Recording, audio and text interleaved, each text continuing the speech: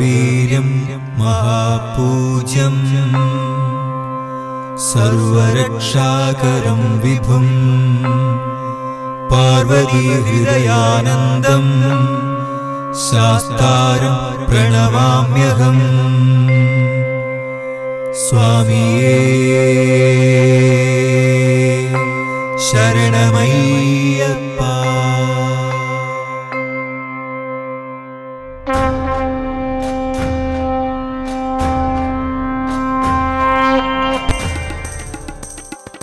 സ്വാമി ശരണം അയ്യപ്പ, ശരണം അയ്യപ്പ, ശരണം തരണം അയ്യപ്പ, സ്വാമി അയ്യപ്പ.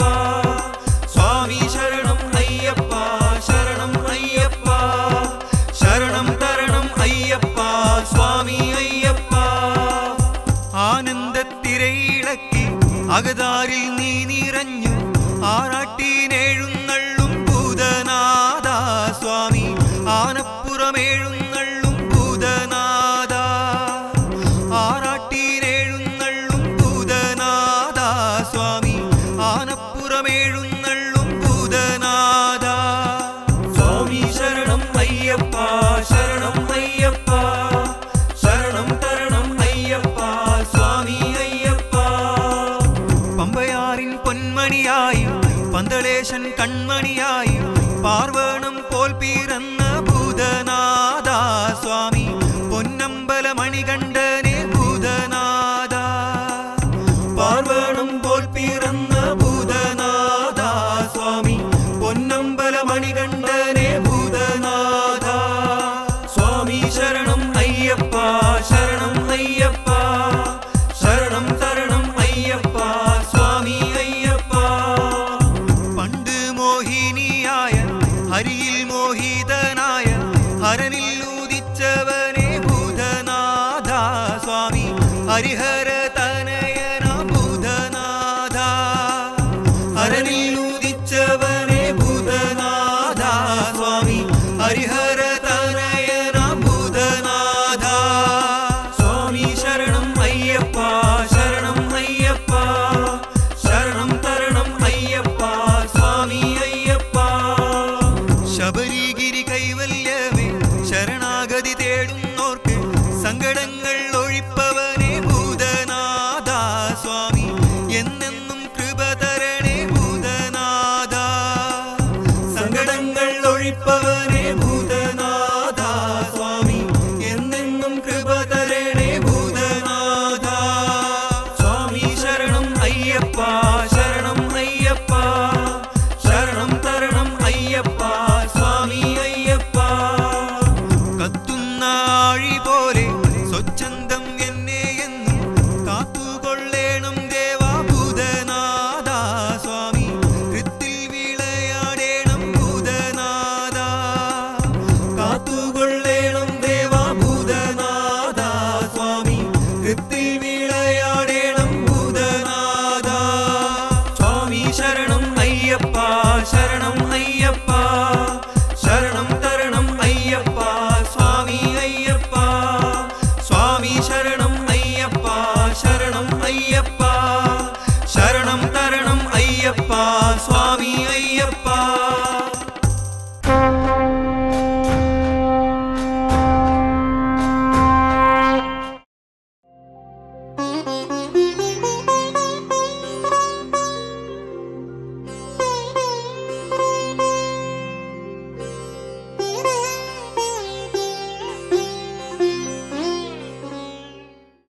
സ്വാമിയേ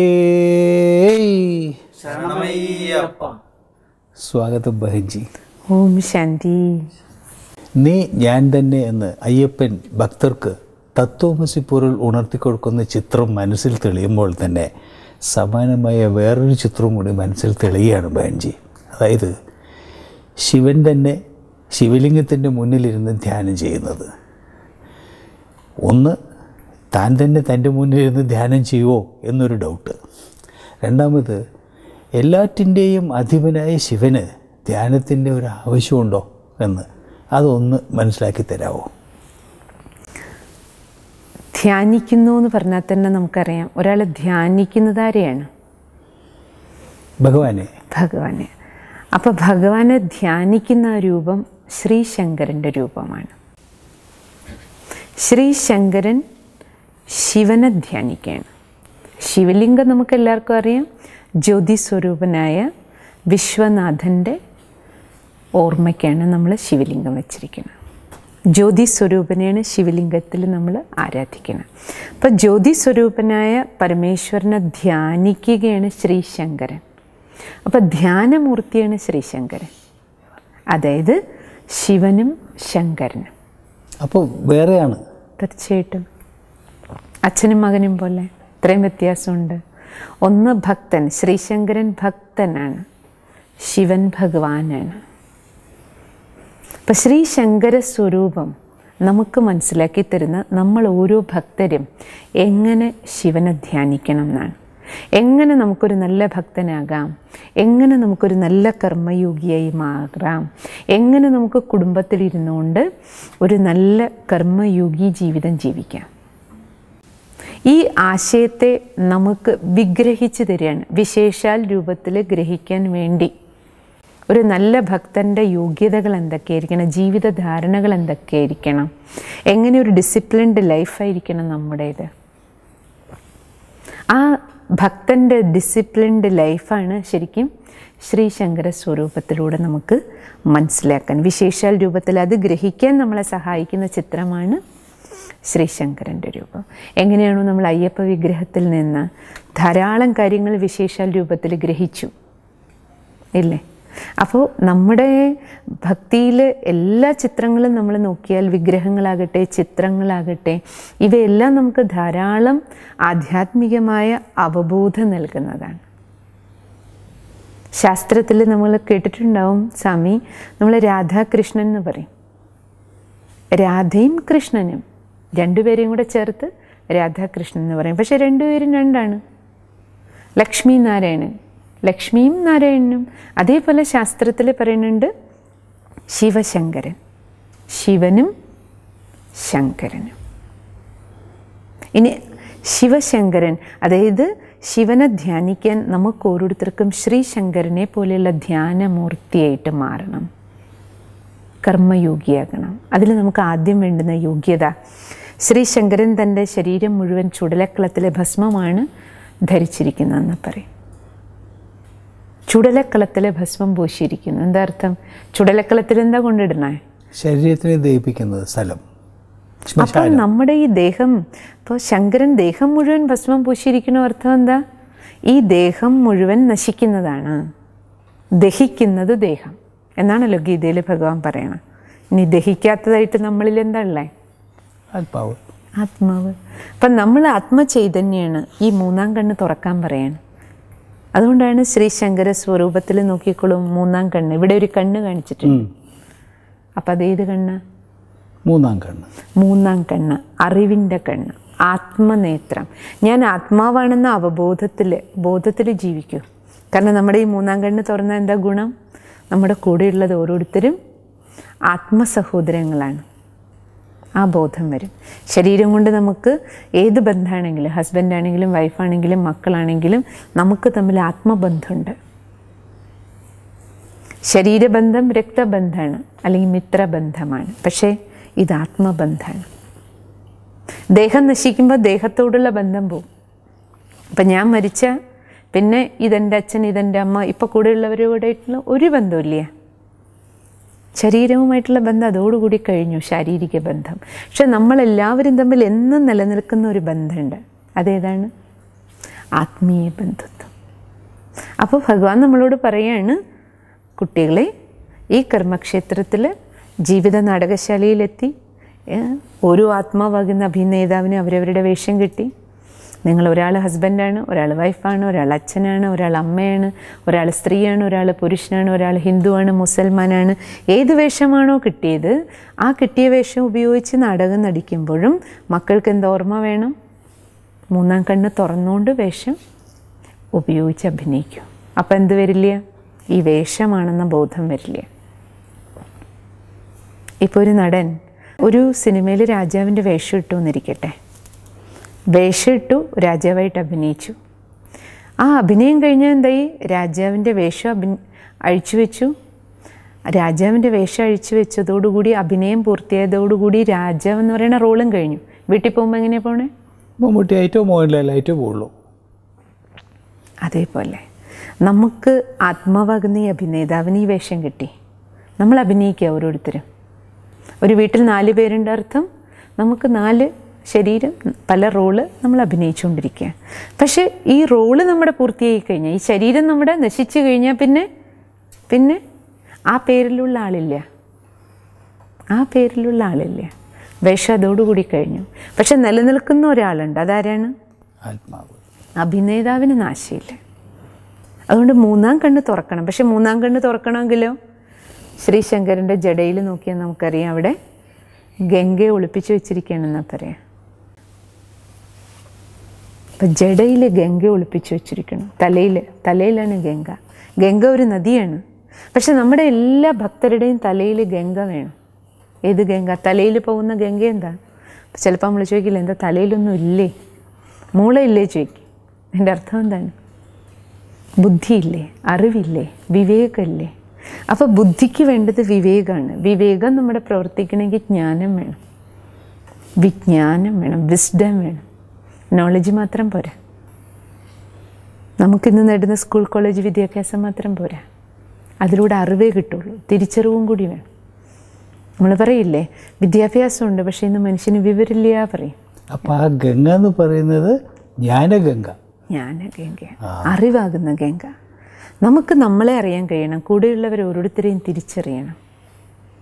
ഈശ്വരനെ തിരിച്ചറിയണം. ജീവിതത്തിൻ്റെ ലക്ഷ്യം എന്താണ് തിരിച്ചറിയണം. ഞാൻ എന്താ ചെയ്തുകൊണ്ടിരിക്കണം, ഞാൻ എന്താ പറഞ്ഞുകൊണ്ടിരിക്കണേ? വായിൽ തോന്നുന്നതൊക്കെ പറയുക, മനസ്സിൽ തോന്നുന്നതൊക്കെ ചെയ്യുക, അതാണോ ഞാൻ ചെയ്തുകൊണ്ടിരിക്കണേ? അതോ ചെയ്യേണ്ടത് തന്നെയാണോ ചെയ്യണേ? ഇപ്പോൾ രാവിലെ നോക്കൂ, വീട്ടിൽ ഹസ്ബൻഡ്, വൈഫ്, അല്ലെങ്കിൽ മക്കൾ, അല്ലെങ്കിൽ സഹോദരങ്ങൾ പുറത്ത് പോയി കഴിഞ്ഞാൽ ഓഫീസിൽ നമ്മുടെ കൂടെ ജോലി ചെയ്യുന്നവർ, ഞാൻ ഓരോരുത്തരോടും പെരുമാറുന്ന സമയത്ത് ഉപയോഗിക്കേണ്ട വാക്കുകൾ തന്നെയാണോ ഉപയോഗിക്കണേ? പെരുമാറേണ്ട രീതി ശുദ്ധമാണോ? എൻ്റെ വാക്ക്, എൻ്റെ പെരുമാറ്റം, ഞാൻ കഴിക്കുന്നത്, ഞാൻ കുടിക്കുന്നത്, ഞാൻ ഇടപഴകുന്നത് എല്ലാത്തിലും ശുദ്ധിയുണ്ടോ? എല്ലാം റൈറ്റീസ് വേയിലാണോ പോണേ? ധർമ്മത്തിലിരുന്നാണോ കർമ്മം ചെയ്യണേ? അത് ധർമ്മത്തിൽ നിന്ന് ഞാൻ വ്യതിചലിക്കണുണ്ടോ? നമ്മുടെ ധർമ്മത്തിലിരുന്നുള്ള കർമ്മം ചെയ്യേണ്ടതേ ചെയ്യണുള്ളൂ, പറയേണ്ടതേ പറയണുള്ളൂ, പ്രവർത്തിക്കേണ്ടതേ പ്രവർത്തിക്കണുള്ളൂ. പക്ഷേ നമ്മൾ വീട്ടിൽ 4 പേരുണ്ട്. ഒരു വണ്ടിയെങ്കിലും ട്രാക്ക് വിട്ട് സഞ്ചരിക്കുകയാണെങ്കിൽ എന്താ സംഭവിക്കണേ? ആ ഒരു വണ്ടിയുടെ ട്രാക്ക് വിടൽ കാരണം ആ വീട്ടിൽ 4 വണ്ടികൾ ഓടുന്ന എല്ലാവർക്കും അതിൻ്റെ തട്ടലും മുട്ടലും അരസലും ഉണ്ടാവും. ഒരാളുടെ മോശം സ്വഭാവം മതി, ഒരാൾ ഇത്തിരി റഫ് ആൻഡ് ടഫാണ്, ഒരാൾ പറയേണ്ടതിനപ്പുറം പറയുകയും പ്രവർത്തിക്കുകയും ചെയ്യണം, ഒരാളുടെ തെറ്റ്. ഇപ്പം നിങ്ങൾക്കെല്ലാവർക്കും അനുഭവം ഉണ്ട്. നമ്മുടെ മക്കളുടെ തന്നെ എന്തെങ്കിലും ഒരു ചെറിയ തെറ്റ് അല്ലെങ്കിൽ ഒരു വലിയ തെറ്റ് വന്നാൽ ആ കുടുംബത്തിൽ എത്ര പേരുണ്ടോ വയസ്സായവർക്ക് വരെ അതിനെ പ്രതി ദുഃഖമായിരിക്കും. അതിനെന്ത് ചെയ്യാൻ പറ്റും? അതിനെന്ത് ചെയ്യണം? അവരവരെല്ലാം തിരുത്തൽ കൊണ്ടുവരണം. കാരണം ഇത് നമ്മുടെ ഒരാളുടെ മിസ്റ്റേക്ക് നമ്മളെ ഒരാളെ അല്ല ബാധിക്കണേ, ഒരു കുടുംബത്തെ, സമൂഹത്തെ, രാഷ്ട്രത്തെ, ലോകത്തെ മുഴുവൻ ബാധിക്കുക. അപ്പം അതുകൊണ്ട് വിവേകം വേണം, തിരിച്ചറിവ് വേണം. ജ്ഞാനം വന്നാൽ എന്താ ഗുണം? പാമ്പിനെ ആഭരണമാക്കുക. പാമ്പിനെ ആഭരണമാക്കി ജീവിക്കുക അർത്ഥം എന്താണ്? പാമ്പ് കടിച്ചാൽ വിഷമാണ്, പാമ്പിനെ എല്ലാവർക്കും പേടിയാണ്. പാമ്പിനെ തന്നെ ശ്രീശങ്കരൻ ആഭരണമാക്കിയിരിക്കണം. അതായത് നമ്മളെ ഉപദ്രവിക്കുന്നതിനെ, നമ്മളെ കൊത്താൻ വരുന്നതിനെ തന്നെ നമ്മൾ കൺട്രോൾ ചെയ്ത് നിയന്ത്രണം ചെയ്ത് അതിനെ നമ്മുടെ സഹായിയാക്കുക, അലങ്കാരമാക്കുക. പാമ്പ് ഏതാ? പാമ്പ് കാമത്തിൻ്റെ, ക്രോധത്തിൻ്റെ, ലോഭത്തിൻ്റെ, മോഹത്തിൻ്റെ, അഹങ്കാരത്തിൻ്റെ, അസൂയയുടെ, വിദ്വേഷത്തിൻ്റെ, വെറുപ്പിൻ്റെ, ആലസ്യം, അലസത, ഇതെല്ലാമാണ് ആ പാമ്പുകൾ. ഈ പാമ്പ് എല്ലാ ദുർഗുണങ്ങളും. യെസ്, ആധ്യാത്മികതയിൽ പാമ്പിനെ കാണിച്ചിരിക്കുന്നത് അതിനാണ്. ദുർവികാരങ്ങളുടെ വിഷത്തെ കാണിക്കുക. ആ വിഷം നമ്മുടെ ഉള്ളിലുണ്ടെങ്കിൽ നമ്മുടെ ജീവിതം എന്താകും? നശിക്കും. അതുകൊണ്ട് പറയില്ലേ പാമ്പും ദോഷം എന്ന് പറയും. പാമ്പും ദോഷം എന്ന് പറഞ്ഞാൽ എന്താ? വിഷം. എരിഞ്ഞു പോകുന്ന പാമ്പ് വെറുതെ പോലും നമ്മളെ കടിക്കില്ല. നമുക്കറിയില്ല, നമ്മൾ എന്തെങ്കിലും അതിനെ ഉപദ്രവിച്ചാലേ അത് നമ്മളെ കടിക്കില്ല. അറിയാതെങ്കിലും ചിലപ്പോൾ നമ്മൾ ചവിട്ടും, അപ്പോഴാണ് അത് തിരിഞ്ഞു കൊത്തുക. അല്ലെങ്കിൽ അത് പാവം അത് പോകുന്ന മാർഗത്തിൽ അത് പൊക്കോളും. അപ്പം നിങ്ങൾക്ക് പാമ്പും ദോഷമാണെന്ന് പറഞ്ഞാൽ എന്താ അർത്ഥം? വഴിയിൽ പോകുന്ന പാമ്പൊന്നും നമ്മളെ വന്നിട്ട് ഒരു ദോഷവും ചെയ്യണില്ല. നമ്മുടെ ഉള്ളിൽ ചില പാമ്പുകൾ കിടപ്പുണ്ട്, ആ പാമ്പാണ് നമുക്ക് ദോഷം തരുന്നത്. നമ്മുടെ ഉള്ളിലുള്ള പാമ്പുകൾ ഏതാണ്? അപ്പോൾ മാറ്റം നമുക്ക് അവിടെയാണ് കൊണ്ടുവരേണ്ടത്. വിഷസമാനമായ നമ്മുടെ സ്വഭാവങ്ങൾ എന്തൊക്കെയുണ്ട്? ആ പാമ്പും ദോഷം അനുഭവിക്കുന്നവരാ നമ്മൾ തന്നെയാണ്. അപ്പം നമ്മൾ തന്നെ ആരായിട്ട് മാറണം? പാമ്പ് ദോഷം മാറ്റണം. നമ്മൾ വിചാരിച്ചാലേ മാറുള്ളൂ. നമ്മൾ വിചാരിക്കണം. കാരണം ഇതിൽ നിയന്ത്രണം കൊണ്ടുവരണം. അതിനെ പാമ്പിനെ ആഭരണമാക്കൂ. ആഭരണമാക്കൂ അർത്ഥം എന്താ? കാമത്തെ കാമനയാക്കാം. കാമ ആസക്തി വരുമ്പോൾ എന്താകും? അത് അഴുക്കാണ്. അതേസമയം കാമം മാറി കാമന, ശുദ്ധ വിചാരം, ശുദ്ധമായ സ്നേഹം, പരിശുദ്ധി, ശ്രേഷ്ഠ വിചാരങ്ങൾ, ആസക്തിക്ക് പകരം ശുദ്ധമായ ആഗ്രഹങ്ങൾ. എനിക്കൊരു നല്ല അച്ഛൻ, നല്ല അമ്മ, നല്ല സഹോദരൻ, ഒരു നല്ല അധ്യാപകൻ, അല്ലെങ്കിൽ ആ നല്ലത് ഏത് ആണോ എൻ്റെ കർമ്മക്ഷേത്രം, ഞാനൊരു കൂലിപ്പണിക്കാരനാണോ, ഒരു നല്ല കൂലിപ്പണിക്കാരനായിട്ട് വർക്ക് ചെയ്യുക. ക്രോധം മാറിയിട്ട് ആ സ്ഥാനത്ത് ശാന്തത, അത് ഗുണമാകും. ക്രോധം പാമ്പാണ്, ശാന്തതയാണെങ്കിൽ ആഭരണമാണ്. അപ്പം നമ്മുടെ ആഭരണങ്ങൾ എന്താണ്? നമ്മുടെ ആഭരണങ്ങൾ ഗുണങ്ങളാണ്. നമ്മുടെ ആഭരണം അഹങ്കാരം പാമ്പാണ്. പകരം വിനയം വന്ന അത് നമ്മുടെ ആഭരണമായി, അലങ്കാരമായി.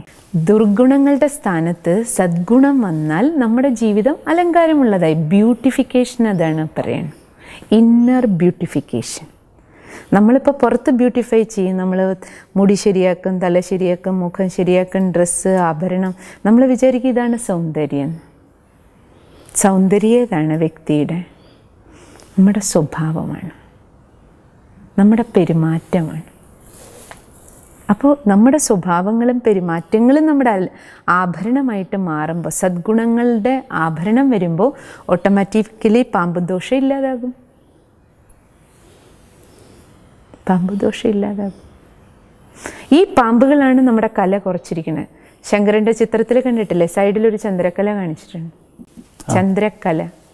പൗർണമി ദിവസം പൂർണ്ണചന്ദ്രനാണ്. ഓരോ ദിവസം കഴിയുന്തോറും എന്താ സംഭവിക്കണേ? കല കുറഞ്ഞു കുറഞ്ഞു വരുന്നതാണ്. ഇപ്പം നമ്മുടെയൊക്കെ ജീവിതത്തിൽ കല കുറഞ്ഞ അവസ്ഥയാണ്. പൗർണമിയുടെ മാറി മാറി മാറി കല കുറഞ്ഞു കുറഞ്ഞു കുറഞ്ഞു ഇപ്പോൾ ഒരു വര മാത്രമേ ഉള്ളൂ. അതിൻ്റെ അർത്ഥം എന്താ? കല, നമ്മുടെ ക്വാളിറ്റി ഡിഗ്രഡേഷൻ കാണിക്കുകയാണ്. നന്മകളുടെ ഡിഗ്രി കുറഞ്ഞു. അതിപ്പോൾ പൊട്ടുപോലെ. എന്നാലും നോക്കൂ, നമ്മളിൽ ഓരോരുത്തരിലും എന്തെല്ലാം ഗുണങ്ങൾ ഇപ്പോഴും ഉണ്ട്. ചിലരിൽ ചില പാമ്പ് കൂടുതൽ, ചിലത് കുറവ്, അതിനനുസരിച്ച് നമ്മുടെ ഉള്ളിൽ നന്മയുണ്ട്, തിന്മയുണ്ട്. അപ്പോൾ നമുക്ക് നമ്മുടെ നന്മകളെ കൂട്ടാൻ കഴിഞ്ഞാൽ നമ്മുടെ കല പൂർണ്ണമാകും. പൂർണ്ണചന്ദ്രൻ എന്ന് പറഞ്ഞാൽ എന്താ അർത്ഥം? നന്മകളുടെ പൂർണ്ണത, നോ ഡിഫക്റ്റ്, കുറവുകളൊന്നുമില്ലാത്ത അവസ്ഥ. അതിൻ്റെ പേരാണ് പെർഫെക്റ്റ്, നോ ഡിഫക്റ്റ്. അപ്പോൾ ആ പൂർണ്ണതയിലേക്കുള്ള യാത്ര, നമ്മളോട് പറയില്ലേ, പൂർണ്ണതയിൽ എത്തിച്ചേരണം, ആത്മസാക്ഷാത്കാരം നേടണം, പൂർണ്ണതയിലെത്തണം. അതാണല്ലോ സാധകരുടെ എല്ലാം ജീവിത ലക്ഷ്യം. അപ്പോൾ നമ്മൾ വിചാരിക്കുമോ, നമ്മൾ സാധാരണക്കാർക്ക്, കുടുംബത്തിലിരിക്കുന്നവർക്ക് ഇതൊന്നും നേടാൻ പറ്റില്ല, ഇതൊക്കെ സന്യാസിമാർക്ക് മാത്രമേ ഈ പൂർണ്ണത ഉണ്ടാവുള്ളൂ, ആത്മസാക്ഷാത്കാരം നേടാൻ പറ്റൂ. നമുക്ക് ഓരോരുത്തർക്കും ചെയ്യാൻ പറ്റും. ഗൃഹസ്ഥത്തിലിരുന്നുകൊണ്ട് ഏതേ വേണ്ടൂ? പൂർണ്ണത ഏത് കാര്യത്തിൽ? നമ്മുടെ ഗുണങ്ങളുടെ കാര്യത്തിൽ. അതിന് ഏറ്റവും യോജിക്കുന്ന സ്ഥലം ഗൃഹസ്ഥമാണ്. കാരണം നമ്മുടെ അവഗുണം ഉള്ളിൽ കിടക്കുന്നതും പുറത്തു വരും. കുടുംബജീവിതത്തിലാകുമ്പോൾ, സമൂഹത്തിലിരിക്കുമ്പോൾ, നമ്മൾ സമൂഹത്തിൽ നിന്ന് മാറി ഇപ്പോൾ ഒറ്റയ്ക്ക് നമ്മൾ പോയിട്ട് ഒരു കാട്ടിലിരുന്ന് തപസ് ചെയ്യുന്ന താപസിനെ സംബന്ധിച്ചിടത്തോളം ആർജിക്കുന്ന ശക്തികൾ ഉള്ളിലുണ്ട്. പക്ഷേ തൻ്റെ ഉള്ളിൽ എന്ത് കുറവുണ്ടോ അത് പുറത്തേക്ക് വരാൻ എന്തെങ്കിലും അവസരങ്ങൾ വേണമല്ലോ. എൻ്റെ ഉള്ളിൽ പ്ലസ് ഉണ്ടെങ്കിലും മൈനസ് ഉണ്ടെങ്കിലും പ്രകടിപ്പിക്കാനുള്ള അവസരം വേണം. അപ്പോൾ ഉള്ളിൽ എന്തെങ്കിലും അഴുക്ക് കിടപ്പുണ്ടെങ്കിൽ പോലും അത് പുറത്ത്, തപസ്യയുടെ ഫലമായിട്ട് നമ്മുടെ ഉള്ളിൽ പ്യൂരിഫിക്കേഷൻ നടന്നുകൊണ്ടിരിക്കും. ആ പ്യൂരിഫിക്കേഷനിലൂടെ ഞാൻ പെർഫെക്ഷനിൽ എത്തിയോന്ന് എങ്ങനെയാണ് അറിയുക? ഒരു സാഹചര്യം എൻ്റെ മുന്നിൽ വരണം. സ്വാമിമാർക്ക് ഓർമ്മയുണ്ട്, പണ്ട് നമ്മൾ കേട്ടിട്ടില്ലേ, വലിയ വലിയ താപസന്മാർ ആരെങ്കിലും എന്തെങ്കിലും ഒന്ന് പറഞ്ഞു ഇഷ്ടപ്പെട്ടില്ല, അപ്പോൾ ഉടനെ ദേഷ്യം വന്നു, ക്ഷിപ്രകോപി എന്ന് പറയും. അതിൻ്റെ അർത്ഥം എന്താ? തപസ്യ ഇത്രയും ചെയ്തിട്ടും നമ്മുടെ കോപം പോയില്ല, ഒരു സാഹചര്യം വന്നപ്പോഴേക്ക് കോപം വന്നു. അതിൻ്റെ അർത്ഥം എന്താ? കോപമാകുന്ന പാമ്പുണ്ടായിരുന്നു. ഒരു ഗൃഹസ്ഥിയെ സംബന്ധിച്ചിടത്തോളം ഈ പാമ്പുകളെല്ലാം പുറത്തേക്ക് വരാനുള്ള സാഹചര്യം എപ്പോഴും ഉണ്ട്. വീട്ടിലുണ്ട്, നാട്ടിലുണ്ട്, സമൂഹത്തിലുണ്ട്, എല്ലായ്പ്പോഴും ഉണ്ട്. അപ്പം നമ്മുടെ ഉള്ളിൽ കിടക്കണം നല്ലതാണെങ്കിലും കെട്ടതാണെങ്കിലും പുറത്തേക്ക് വരും. കാരണം നമ്മൾ സമൂഹ ജീവിയായിട്ടിരിക്കുമ്പോൾ അതാണ് കർമ്മയോഗി ജീവിതത്തിൻ്റെ പ്രത്യേകത. കർമ്മക്ഷേത്രത്തിൽ ഇരിക്കുന്നത് കാരണം നമ്മുടെ ഉള്ളിലെ യോഗ്യതകളും പുറത്തു വരും, അയോഗ്യതകളും. അതുകൊണ്ട് നമുക്ക് കർമ്മയോഗ്യമായിട്ട് ജീവിക്കുക. അതിൻ്റെ ഏറ്റവും വലിയ എക്സാമ്പിളല്ലേ. അപ്പം നോക്കൂ, ശ്രീ ശങ്കരനോടൊപ്പം ശ്രീ പാർവതിയെ കാണിക്കും. ശങ്കരൻ്റെ ഒരു കുടുംബമായിട്ടല്ലേ കാണിക്കണം. പാർവതിയുണ്ട് അല്ലേ, മക്കളെ കാണിക്കും. ഓരോരുത്തരും നോക്ക്, ഗണപതി ഒരു കുട്ടി, അയ്യപ്പനൊരു കുട്ടി അല്ലേ, ഇനി മുരുകനൊരു സന്താനം. ഇനി ഓരോരുത്തരുടെയും വാഹനം നോക്കൂ, ശിവകുടുംബത്തിൽ. ആ കുടുംബത്തിൽ ഇത്രയും വാഹനങ്ങളുണ്ട്. എല്ലാം ഓപ്പോസിറ്റ് ശീലങ്ങൾ, സംസ്കാരമുള്ളവർ, പക്ഷേ ശിവമയമാണ്. അർത്ഥം മംഗളകാരി കുടുംബമാണ്. അതിൽ നമ്മൾ എന്താ പഠിക്കേണ്ടത്? ആ കുടുംബം നമ്മളെ പഠിപ്പിക്കുകയാണ് ഓപ്പോസിറ്റ് സ്വഭാവ സംസ്കാരം. നമ്മൾ ഓരോരുത്തരും ഇപ്പം നോക്കൂ, ഒരു ഹസ്ബൻഡും വൈഫും തന്നെ നോക്കൂ, രണ്ട് വീട്ടിൽ ജനിച്ച് വളർന്നവർ, രണ്ട് സ്വഭാവവും രണ്ട് സംസ്കാരവും ഉള്ളവർ. നമ്മളൊരു മരുമകൻ അല്ലെങ്കിൽ അമ്മായിയമ്മ അല്ലെങ്കിൽ മരുമകൾ അല്ലെങ്കിൽ ഈ ഓരോരുത്തരും നമ്മളൊരു ഫാമിലിയിൽ നോക്കിയാൽ പല സ്വഭാവവും പല ബാക്ക്ഗ്രൗണ്ടും, ചിലരുടെയൊക്കെ ജസ്റ്റ് ഓപ്പോസിറ്റ് സ്വഭാവങ്ങളായിരിക്കും. പക്ഷെ ഒരു കുടുംബത്തിൽ നമ്മളിരിക്കുമ്പോൾ, ഒരു ഓഫീസിൽ തന്നെ നമുക്ക് ജോലി കിട്ടുമ്പോൾ പല സ്വഭാവങ്ങളുള്ളവരാണ് ഒരുമിച്ചൊരു ഓഫീസിൽ. നമ്മുടെ അയൽ വീടുകളിൽ നോക്കൂ, എല്ലാവരും നമ്മളെപ്പോലെയുള്ളവരാണ് അല്ല, പലതരത്തിലുള്ള സ്വഭാവങ്ങളും വിശേഷതകളും പ്ലസ്സും മൈനസും ഉള്ളവരാണ്. പക്ഷേ നമുക്കെന്താ നൽകുന്ന സന്ദേശം? ശ്രീശങ്കരൻ്റെ കുടുംബം നമുക്ക് നൽകുന്ന സന്ദേശത്തെ നമുക്ക് ഓരോരുത്തർക്കും ഗൃഹസ്ഥത്തിൽ ഇരുന്നുകൊണ്ട് നമ്മുടെ ഫാമിലി ലൈഫിൽ നമ്മൾ വിചാരിച്ചാൽ നമുക്ക് ശിവമയമാക്കാം. എങ്ങനെ? മംഗളകാരിയാക്കാം. എങ്ങനെ? ജ്ഞാനിയും യോഗിയുമാണെങ്കിൽ, ജ്ഞാനം കൊണ്ട്, യോഗം കൊണ്ട്. ഈ ഓപ്പോസിറ്റ് സ്വഭാവങ്ങളെ നമുക്ക് അക്സെപ്റ്റ് ചെയ്യാൻ കഴിയണം. അപ്പോൾ പരസ്പരം ഉപദ്രവിക്കില്ല. ഓരോരുത്തരുടെയും ഓപ്പോസിറ്റ് സ്വഭാവങ്ങളുള്ളപ്പോഴും നമുക്ക് മംഗളകാരിയായിട്ട് കുടുംബം കൊണ്ടുപോകണമെങ്കിൽ എന്ത് ചെയ്യണം? ഓരോരുത്തരുടെയും പ്ലസ് കാണാൻ തുടങ്ങും, ഓരോരുത്തരുടെയും നന്മ കാണാൻ തുടങ്ങും. ഹസ്ബൻഡ് വൈഫിൻ്റെ നന്മ, വൈഫ് ഹസ്ബൻഡിൻ്റെ നന്മ. കാരണം നമ്മളെല്ലാവരിലും പ്ലസ് ഉണ്ട്. പ്ലസ് ഇല്ലാത്തവരാരും തന്നെയില്ല, ആരുമില്ല. നമ്മൾ നന്മ നോക്കാൻ തുടങ്ങിയാൽ എന്തായി? നമുക്ക് അഡ്ജസ്റ്റ് ചെയ്യാൻ എളുപ്പമാണ്. ഇപ്പോൾ രാവിലെ കഷ്ടപ്പെട്ട് ജോലിക്ക് പോകുന്ന ഒരാളാണെന്നിരിക്കട്ടെ, ഇപ്പോൾ ഹസ്ബൻഡോ വൈഫോ, ഒരാൾക്ക് ജോലി ഉണ്ടാവും, ഒരാൾക്ക് ജോലി ഉണ്ടാവില്ല. ഒരാൾ ജോലി ചെയ്യുന്നു, അപ്പോൾ നമ്മൾ തിരിഞ്ഞു നോക്കുമ്പോൾ ശരി, ജോലിക്ക് പോകുന്ന ആൾ എത്ര അധ്വാനിക്കണോ, കഷ്ടപ്പെടുന്നു, പൈസ കൊണ്ടുവരണോ, ജോലിക്ക് ചെയ്ത് പൈസ ഉണ്ടാക്കാൻ വേണ്ടി എത്ര കഷ്ടപ്പെടുന്നുണ്ടാവും. അങ്ങനെ നമ്മൾ ചിന്തിക്കുമ്പോൾ അദ്ദേഹം ഇപ്പം നമ്മളെന്തെങ്കിലും ഒരു വഴക്ക് പറഞ്ഞാൽ പോലും നമുക്കത് വലിയ കാര്യമായിട്ട് തോന്നില്ല. പാവം പോയി കഷ്ടപ്പെട്ട് വരില്ലേ. അപ്പോൾ ജോലി സ്ഥലത്ത് എന്തെങ്കിലും പ്രശ്നം ഉണ്ടായിട്ടുണ്ടാവും, അതിൻ്റെ ദേഷ്യം ചിലപ്പോൾ എന്നോട് കാണിച്ചിട്ടുണ്ടാവും. തിരിച്ച് ഇനി വീട്ടിലിരിക്കുന്ന ഒരാൾ, വീട്ടമ്മയായിട്ട് അല്ലെങ്കിൽ വീട്ടിൽ ജോലി ഇല്ലാതിരിക്കുന്നത്, ഹസ്ബൻഡാകട്ടെ വൈഫാകട്ടെ, ഒരാൾക്ക് ജോലി ഇല്ല എന്ന് തന്നെ ഇരുന്നോളൂ. വീട്ടിൽ വെറുതെ ഇരിക്കുകയല്ലല്ലോ, രാവിലെ മുതൽ എന്തെല്ലാം അധ്വാനമുണ്ട് വീട്ടമ്മ. അപ്പോൾ ആ ഹസ്ബൻഡിന് ചിന്തിക്കുക, ശരി ഞാൻ പണിയെടുക്കാൻ ആകെ 6 മണിക്കൂർ 8 മണിക്കൂറേ ജോലി ചെയ്യുന്നുള്ളൂ, പക്ഷേ എൻ്റെ ഭാര്യ രാവിലെ തൊട്ട് വൈകുന്നേരം വരെ എന്താ ചെയ്തുകൊണ്ടിരിക്കണം? യാതൊരു ശമ്പളവും അല്ലേ, പൈസ രീതിയിൽ ശമ്പളം വാങ്ങാതെ ടൈം നോക്കാതെ ജോലി ചെയ്യുന്ന ആളാണ്. എല്ലാവരും ഉറങ്ങിയതിന് ശേഷമായിരിക്കും ആ അമ്മ ഉറങ്ങുക. എല്ലാവരും എഴുന്നേൽക്കുന്നതിന് മുമ്പ് എഴുന്നേൽക്കണം, എന്നാലേ ആ വീട് നടക്കുള്ളൂ. അടിച്ചു വാരാൻ, തുടയ്ക്കാൻ, എല്ലാവരും കഴിച്ചു കഴിഞ്ഞാൽ എല്ലാം എടുത്ത് വെച്ച് ക്ലീൻ ചെയ്ത് എല്ലാം കഴിഞ്ഞിട്ട് കിടക്കുമ്പോൾ എത്ര സമയവും? എത്ര പേരുടെ ജോലി ചെയ്യണം? എത്ര പേരുടെ അസിസ്റ്റൻ്റാണ്? എത്ര പേരുടെ നേഴ്സാകണം?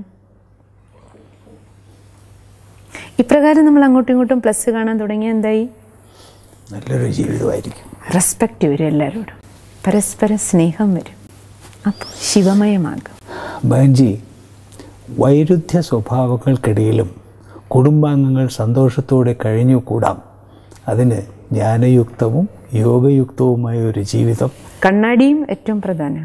ഗുണഗ്രാഹി കണ്ണാടി വയ്ക്കണം. അതാണ് ശങ്കരൻ്റെ രൂപം ഉണർത്തുന്നത് എന്ന് ഞങ്ങൾക്ക് നന്നായി മനസ്സിലാക്കി തന്നു. വളരെ നന്ദി. ഓം ശാന്തി.